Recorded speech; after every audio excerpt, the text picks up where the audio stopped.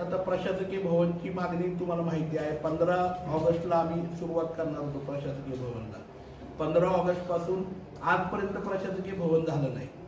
काही अतिशहाण आहेत ना, ते म्हणले आम्ही एवढं चांगलं प्रशासकीय, त्या प्रशासकीय भवनला आकारही नव्हता, वकारही नव्हता. त्याला एलडी ऑफिस पण उपलब्ध नव्हतं.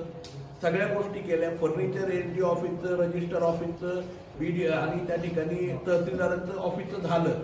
शिफ्ट करायचं ठरलं. काही महाशयांनी ते 15 ऑगस्ट पासून थांबवून ठेवलं.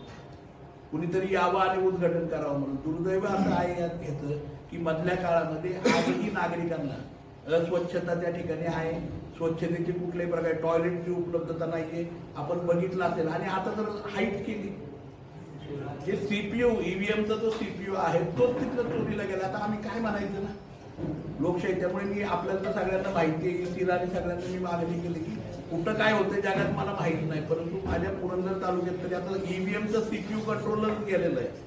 त्यामुळे आता पुरंदर तालुक्यामध्ये तरी तुम्ही आहे ना बॅलेट पेपर त्या ठिकाणी निवडणुका घ्याव्यात. कारण आता ईव्हीएम वरती तर विश्वास राहिला नाही. तो आता सीपीयू कुणी नक्की त्याला कॉपी केलं किंवा कंट्रोल कसं करायचं हे कळालंय.